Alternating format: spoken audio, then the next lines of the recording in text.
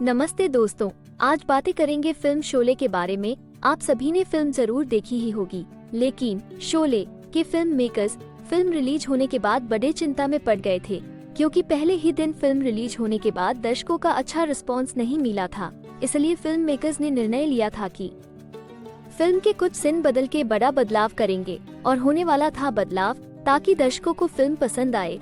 चलो सविस्तर से सुनते हैं पूरी बात।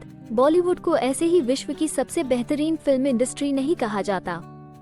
पिछली एक शताब्दी में बॉलीवुड के फिल्म मेकर्स ने कुछ ऐसी फिल्में बनाई है जो लोगों के दिलो दिमाग पर राज करती है, और इनमें से एक ऐसी फिल्म है जिसके डायलॉग ही नहीं बल्कि एक एक किरदार ने लोगों के दिल पर ऐसी छाप छोड़ी थी, शायद ही कोई उन्हें भूल पाएगा। गब्बर, ठाकुर, जयवीर और बसंती जैसे नाम और उनके डायलॉग्स हम अपनी जिंदगी में दिन प्रतिदिन कभी ना कभी बोल ही लेते हैं।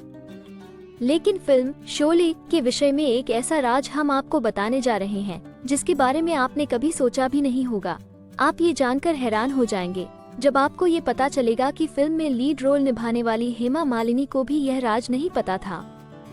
फिल्म के रिलीज होने के बाद निर्माता और निर्देशक के साथ फिल्म के राइटर्स बड़ी चिंता में थे। हालांकि 2 दिन के बाद कमाल हुआ और शोले एक ऐतिहासिक फिल्म बन गई। अमिताभ बच्चन ने टीवी शो में बताया था कि जब रमेश सिप्पी ने उनसे कहा कि बेंगलुरु में जाकर शूटिंग करनी है, ये सुनकर बिग बी हैरान हो गए और उन्होंने कहा कि बेंगलुरु जैसे हरे भरे शहर में ये शूटिंग कैसे होगी। लेकिन रमेश सिप्पी उन्हें बेंगलुरु के पास रामनगरम नाम के गाँव में ले गए। उस गांव में न सिर्फ सेट और घर बनाए गए, बल्कि सड़क का निर्माण भी रमेश सिप्पी ने ही कराया। बस फिर क्या था, उसके बाद ऐतिहासिक फिल्म की पूरी शूटिंग यहां शुरू की गई थी। शोले रिलीज होने के बाद हेमा मालिनी ने जब रमेश सिप्पी से पूछा कि फिल्म का रिस्पांस कैसा है, अब फिल्म के रिलीज होने वाले उस राज को भी जान लीजिए जिसके बारे में तो खुद हेमा मालिनी भी नहीं जानती थी।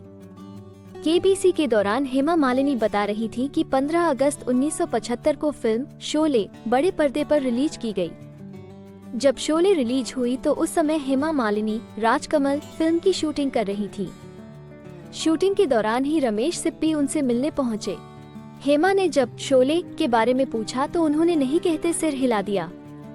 रमेश सिप्पी ने हेमा को बताया कि फिल्म की ओपनिंग बेहद खराब गई है और लोगों का रिस्पॉन्स नहीं मिल रहा है। अमिताभ बच्चन ने कहा, अब इसके आगे की कहानी हम सुनाते हैं आपको। रमेश सिप्पी सलीम जावेद के साथ हमारे घर पर पहुंचे। उन्होंने घर आकर विचार किया कि फिल्म में विधवा बनी जया बच्चन के दोबारा विवाह की स्क्रिप्ट को शायद लोगों ने पसंद नहीं किया।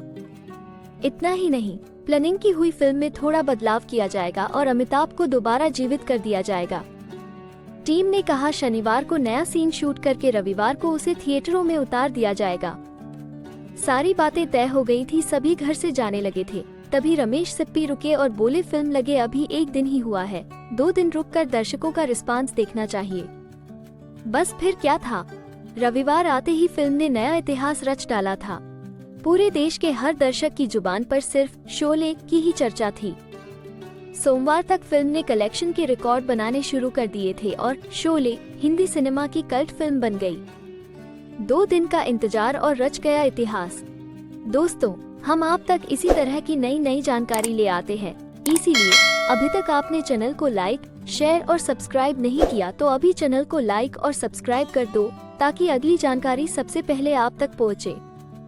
मिलते हैं नई जानकारी के साथ। धन्यवाद।